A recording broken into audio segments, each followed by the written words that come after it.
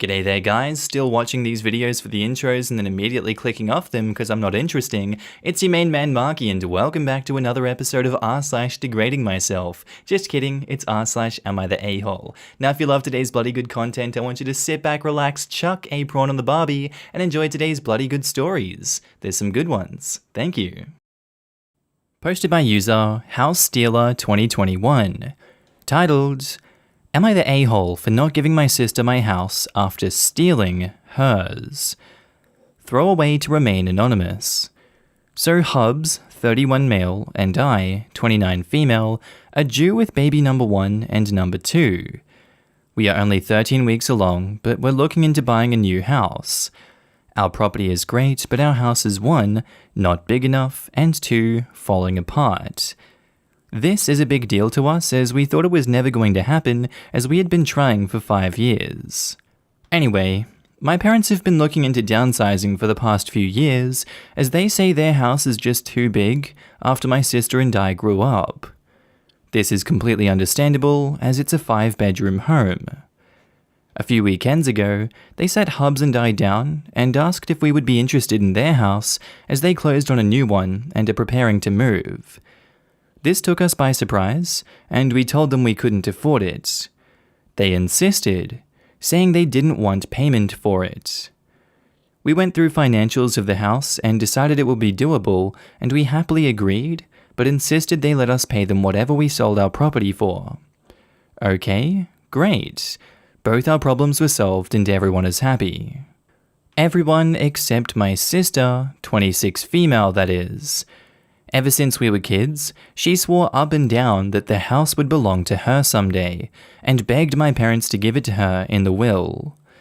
She's part of the reason they decided to downsize. When she found out, she called me to banshee scream at me about stealing her house from her and started demanding I give her my property because it's not fair that I get 2 while she rents. I told her the property was being sold and the money was going to our parents. She screamed more before I hung up. I texted her that she needs to stop being an entitled tramp and that she couldn't afford either property, so she needs to start thinking with her head. Since then, I'm getting non-stop calls and messages calling me a thief and a tramp for doing this to my sister and that I have to give her my property. I'm starting to feel bad because she has always wanted our parents' house and I'm getting it basically for 1/10 of the cost. Edit. Their house is worth about 90k. We're hoping to get 10k from our property and are hoping to be able to give them 16k. They're planning on giving her an equal gift as they give her $500 a month and have bought her several cars throughout the years and have bought all of her furniture brand new for her. I do not receive the extra money, though they bought me a car at 18, have helped with emergency repairs when we were younger, house and car, and like to buy big ticket items on birthdays and Christmas. They bought us a new oven 2 Christmases ago. Our parents try hard not to play favorites. I don't accept most of the help unless it's 100% needed because I don't want to do that to them, and I can support myself. Edit number 2, for those asking, we live in the Midwest in a small country town. Cost of living is pretty low, though we are giving up some amenities such as restaurants, grocery stores, access to jobs. We have a gas station and a dollar store. Not many people want to live here, which keeps prices low. I can absolutely see why your sister is mad about this situation here, and I think there are aspects where she's justified, but also not justified for being so. Where she is justified in this matter is that this is equivalent to a $74,000 gift from your parents, whilst she doesn't get anything of equal value. That comes from the $90,000 evaluation, plus OP expecting to give them $16,000. That's more than enough to drive a wedge in an otherwise healthy family dynamic. And I'm willing to bet most people here listening to this, including myself, would be pissed off if the same thing happened to me, them, etc. Now, where she isn't justified in her anger is whether that $74,000 amounts to the $500 a month, several, emphasis on several, cars throughout the years, and brand new furniture in the place she rents. Depending on the amount of months she's received that money, plus the value of all of that, I can see that equaling or even surpassing the $74,000 value that OP's parents has provided OP. Another aspect here would be her seemingly feeling entitled to an entire 5-bedroom house. Now, at the end of the day, it's the parents' choice as to what they do with that house, and neither daughter gets to claim entitlement to it. That's just not how life works, and wills can change at the stroke of a pen. Sure, there seems to be, in this case at least, obvious favoritism for OP, though OP has made a good enough case for me to rule in favor of them also. The sister has no right to be as angry as she is about this one, as she's received, in my view, equal compensation throughout her lifetime so far, if not more. And with that, ladies and gentlemen of the court, I rest my case. I rule in favor of OP, not the a-hole. Now in the comments, Starchy Tuber says, "This is a huge gift, and unless they're able to give her something of commensurate value at a similar stage in her life cycle, I can see why she's mad. She of course is not entitled to the house, and her reaction is crazy, but this is an example of big favoritism. Since she was so attached to this specific house, why didn't your parents sell it and split the money between you? That way you have money to upgrade to a better house, and she doesn't get the double slap in the face of you alone being gifted the house of her dreams while she gets nothing. Has she done something terrible to the family to lead to your parents to completely cut her out like this? If not, then everyone sucks here because you don't seem to care that your parents treat her so much worse than you." Edit. Even with the new info, I still say everyone sucks here. The parents have always been very generous with both kids. They have given the younger sister more help, but not necessarily $74,000 more help. This house is not just money, but something younger sister is emotionally invested in. Certainly little sister should not be given any property right now, as she's not ready for home ownership. She's also behaved in an a-hole way by throwing a huge tantrum. But does she have cause to be very hurt? Absolutely. Everyone knew she cared deeply about this house, so there should have at least been a family discussion about this. OP and parents seem to not care about the emotional piece of this at all. OP clearly feels entitled to this house, so how is she ultimately better than little sis? Nothing in OP's post suggests that she's deeply loved her childhood home, so I stand by the idea that the best thing would be for the house to be sold. Parents give OP a chunk of the profit to upgrade to a new home, and they tell little sister that when she's at a point in her life where home ownership makes sense, they will assist her with a down payment as well. Doesn't have to be the same amount of money given that they've supported her in the past, but it's still fair between the daughters. I admit when I first read the comments, I assumed the house at issue was at least $1 million. I live in a high-cost area, so you can't get a rundown 2-bed in a crappy area for less than $800K. So the financial stuff in this case matters less than the loaded emotional value of the property. To those people who sent me nasty comments, yes, I've owned housing for 15 years, so I understand carrying costs. I also understand what it is to be treated as an afterthought by parents. It's not the money. It's the love and caring that the money represents. I'm surprised that you were the only one to bring this up. Yeah, it is technically mum and dad's choice to give it to OP, but holy crap, giving one of the biggest assets you will ever own to one kid and not even talking it over as a family seems really cold. Edit. Apparently her sister has been financially supported to a large degree by OP's parents. If that is the case, and it is relatively similar to the value of their house, or they plan to continue until at least the point is reached, then it seems to be fair play. Do you know anything about home ownership, or are you just thinking, yeah, free house? Because it isn't free. Yes, OP is getting it at a fraction of a cost, but say she didn't. Say sister inherited it. She still has to pay taxes on the property. She still has to pay for upkeep. My house was built in 1954. Not super old, but in the 5 years I've owned it, both the basement wastewater and water lines needed replacing. This involved digging up part of the concrete floor. It wasn't as bad as it could have been, but it still cost about $2,500. The AC unit, which is necessary where I live, is 33 years old. It could go at any time, and then boom, another $2,000. The washing machine is 40 years old and still working, but again, saving for the eventual replacement. If the street needs work or the city decides to install a sidewalk, boom, I will be assessed for part of the work, another couple thousand. The sister is getting $500 a month from the mum and dad, which is $6,000 free money a year. If sister cannot afford to live on her own, she cannot afford to be a homeowner. Or are mum and dad supposed to gift her the house and pay for her to live there too? Sister is deluded and entitled. Not the a-hole. Your parents are playing favorites, which sort of sucks, but a house costs a lot more beyond the initial and monthly payment, and I suspect they know she won't be able to maintain or afford it if she's waiting for them to die before she gets it. I would ask your parents to handle it, as it's their call, ultimately. And OP replies, honestly, the cost is a big reason my parents won't give her the house. She can barely afford her $550 a month rent, let alone property taxes, the increase in bills, and any maintenance. We have 2 things we have to fix on the new house starting off.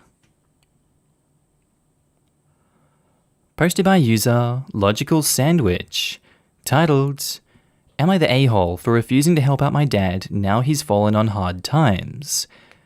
So me, 23 female, and my sister Alice, 19 female, grew up with divorced parents, 54 female and 57 male. Neither of us have ever lived full-time with my dad. My dad both earned significantly more than my mum when we were growing up and still underpaid child support. He made it clear that he liked functionally being single with a good wage. We didn't have bedrooms in his house and were often told to sleep on the sofa. I'd understand all of this if he was poor, but he wasn't. I, as the eldest daughter, was often used as the gopher between them and knew all this information from a young age. My dad would brag about his behavior to my mum, and vice versa.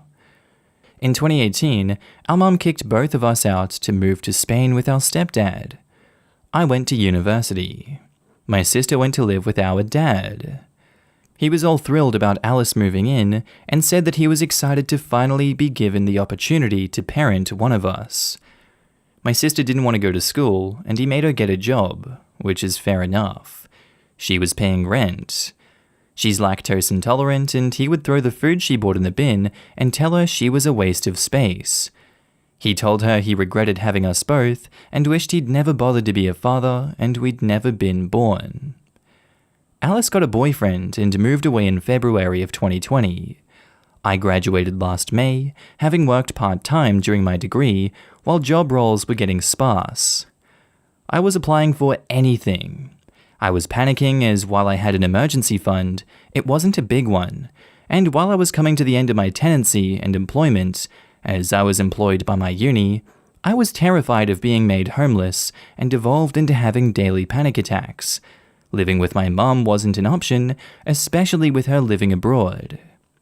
I called my dad and begged him to consider taking me in. He laughed at me down the phone, said he'd gotten rid of Alice after she'd invaded his life and almost ruined his relationship with his current girlfriend. He said he didn't want me around, but out of the goodness of his heart, he'd take me in if I got a job, but also paid him £800 a month for the privilege of staying in his spare bedroom. Rent in the house I was living at the time was $350, and I hung up sobbing. In the end, it all worked out okay because I found a super good job, albeit in a non-ideal location that pays me very well. Now my dad has fallen on hard times. His girlfriend has been made jobless because the company she works for has been found to be committing fraud and is being investigated. He's been on furlough, and without her, he can't afford the mortgage. He rang me the other day, begging me to move in with him to help cover his bills. Reader, I can't lie. I laughed at him. I told him that I didn't want to invade his life, despite being his biological kid, and maybe he should use some of that magical child support he didn't spend on us on his mortgage. Now my extended family are calling me an a-hole, and that I should at least pay an allowance to him now that I earn good money to help him out. OP has offered the following explanation for why they think they might be the a-hole. I might be the a-hole, as I definitely rubbed salt in the wound. Everyone's having a tough time right now, but I definitely let my bitterness get the better of me, both in terms of my financially unstable childhood and his response to my desperation last summer. Also, I don't want him to be homeless because of my actions, and I could afford to help him cover the mortgage for a bit, even though during normal times I earn significantly less than him. Your dad has proven time after time that he cannot be trusted and that he's a giant douche sandwich parading around in his own sad little swamp, ready to chuck dirt on any unfortunate passerby. I'm failing to comprehend how he can earn so much money and not pay enough child support for your entire childhood, continue to earn that amount, and now that his girlfriend is out of job, he's not able to afford mortgage? Something here doesn't add up. Add on top of that the emotional manipulation of your younger sister, and then the absolutely horrendous, abusive behavior during her time living with him. I just have no sympathy for this man. He didn't even have the decency to let you two have your own beds whilst visiting him as kids. Does your extended family just choose to be ignorant of the entire mountain of abuse and neglect he's provided your immediate family over the years? To me, it sounds like they're complicit and couldn't honestly care less about either of you. You owe your father nothing, and I encourage you to keep laughing in his sad and pathetic face, OP, not the a-hole. And in the comments, all it says, not the a-hole. Tell him you like being functionally single with a good wage. Honestly, there's no other way to respond to this, and if he sputters at those words, assure him you know he understands that, so not the a-hole OP. Not the a-hole. He didn't want to be there for you. He was neglectful and hurtful when he had the money and power in the relationship. If he would have helped you when you were down, then I could see why you'd help him. But the way you describe it, it sounds like he's about to learn a valuable lesson. I really hate when absentee parents suddenly think their bio kids owe them support when they hadn't been there as a source of support for their own kids. Spend the money you save by not bailing his ass out on whatever you want, not the a-hole. And Zevil says, not the a-hole, screw him. Leave him to the consequences of his life and choices he's made. He burned those bridges, and now he has to deal with the fallout. Posted by user LogicalAnt6365. Titled, Am I the a-hole for letting my daughter have bugs in her room to teach her a lesson about stealing? I, 36 male, have a pet bird who eats mealworms as a part of his diet. My daughter loves animals and constantly tries to steal the worms, despite being told numerous times that she's not allowed to have them. I don't like her going into my room, and they're not hers. I've tried to let her be in charge of other animals, such as our cat, and I got her a fish, but she's simply not ready for any kind of responsibility. Maybe when she reaches her teens. In the past, when she's attempted to steal the mealworms, I've been able to stop her before she gets them. But when I got back from work, I noticed that a pack of mealworms had been left partly open and immediately knew she had carried out her mealworm heist. Instead of going into my daughter's room and demanding to know where she had put them, I decided that I'd teach her a lesson about taking things that didn't belong to her. Mealworms grow into beetles, so I thought that when her cute little worm grew into a nasty bug, she'd finally learn her lesson and the fight would be over. I've had that batch of worms for a while, and her room is pretty warm, so I guess they grew faster than I thought they might.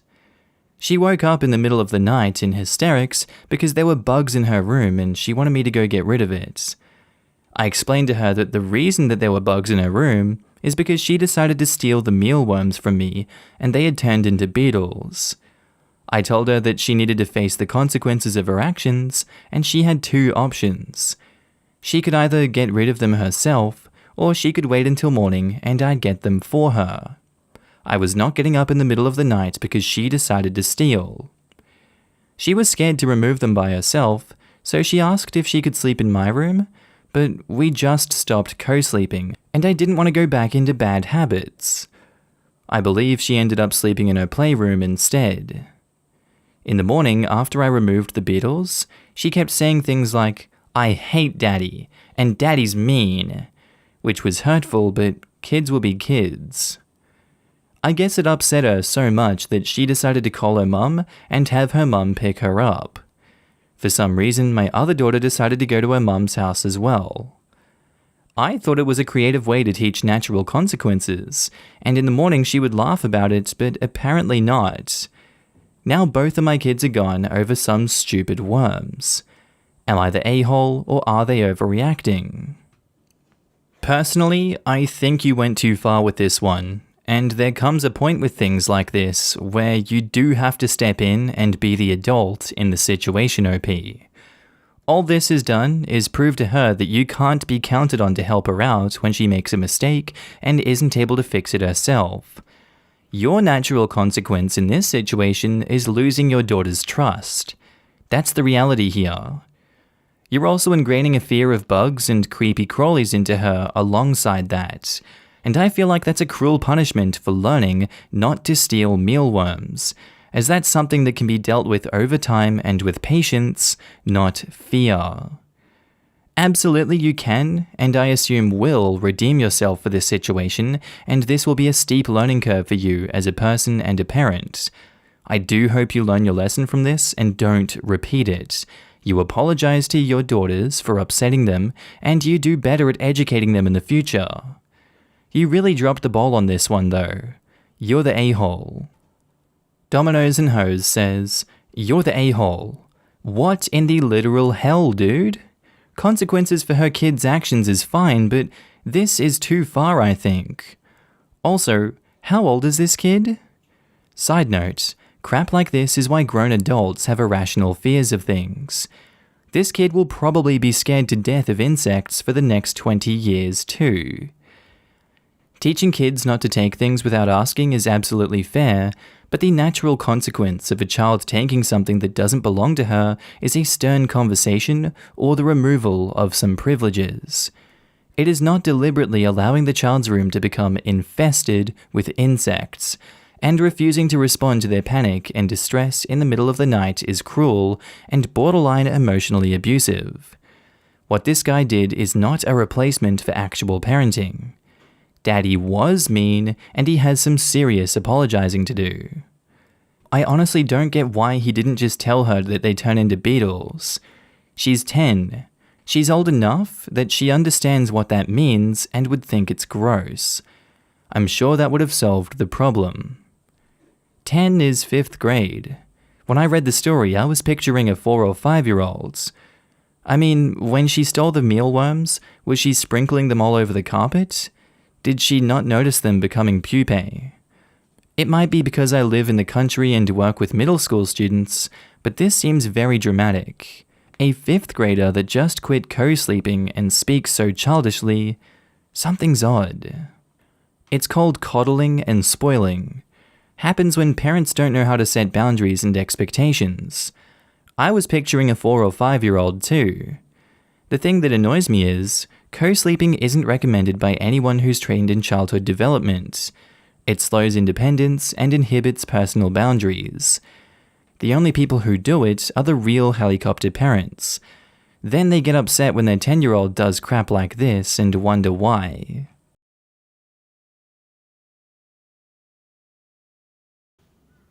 G'day there guys, and that's the end of today's episode.